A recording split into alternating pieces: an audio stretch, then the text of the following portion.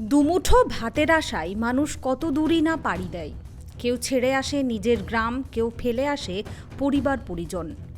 একটু ভালো জীবনের স্বপ্ন নিয়েই ঝাড়খণ্ড থেকে কলকাতায় এসেছিলেন এক দম্পতি। তারাতলার ওই গোডাউন ঘরেই একসঙ্গে কাজ করতেন স্বামী স্ত্রী। প্রতিদিনের মতো সেদিনও দুজনেই কাজে ব্যস্ত ছিলেন। হঠাৎ পানীয় জল আনতে কিছুক্ষণের জন্য বাইরে যান স্বামী, আর ঠিক সেই সময়ই হুড়মুড়িয়ে ভেঙে পড়ে গোটা নির্মীয়মান গোডাউন।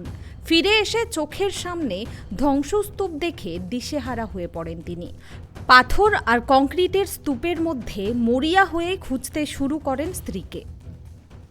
কি করে বুঝতে পারলেন ওটাই আপনার স্ত্রী? হ্যাঁ, তার সাথে কথা বলে তার দেখেছে তো।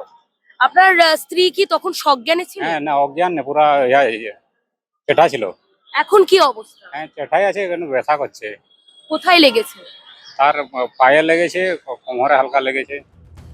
খোঁজার এক পর্যায়ে চোখে পড়ে স্ত্রীর পরিচিত গামছা। সেই গামছা দেখেই তিনি বুঝতে পারেন ধ্বংসস্তূপের নিচেই চাপা পড়ে রয়েছেন তার স্ত্রী বোদন মুন্ডা। আর এক মুহূর্তও দেরি না করে পাথর সরিয়ে উদ্ধার কাজ শুরু করেন নিজেই। পরে পুলিশ, দমকল এবং বিপর্যয় মোকাবিলা বাহিনীর সদস্যরা ঘটনাস্থলে পৌঁছে যৌথভাবে উদ্ধার অভিযান চালান। তাদের প্রচেষ্টায় ধ্বংসস্তূপের নিচ থেকে মহিলাকে জীবিত উদ্ধার করা সম্ভব হয়। ধ্বংসস্তূপের মধ্যে থেকে কেউ চিৎকার করেছিলেন আমাকে প্রাণে বাঁচাও, কেউ বা বলেছিল জল দাও। আবার অনেকে পরিবারের সদস্য গামছা দেখে, শাড়ি দেখে নিজের পরিবারের সদস্যদের চিহ্নিতকরণ করতে পেরেছিলেন। আমি এই মুহূর্তে দাঁড়িয়ে রয়েছি কেটিভি বাংলার তরফ থেকে এসএসকেএম হাসপাতালের সামনে। বলছিলেন আপনার স্ত্রী নাকি ওখানে কাজ করতো, কতদিন ধরে কাজ করতো? হয়ে গেছে মোটামুটি 3-4 তারিখ এসেছে ইংরেজি।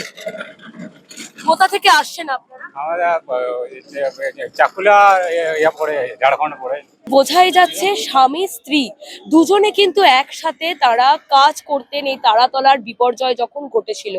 তারপর স্ত্রীর গামছা দেখে তাকে সেই ধ্বংসস্তূপ থেকে নিজেই প্রায় উদ্ধার করে নিয়ে আসেন এবং তার সঙ্গে প্রশাসনও ছিল, সরকারও সাহায্য করেছেন।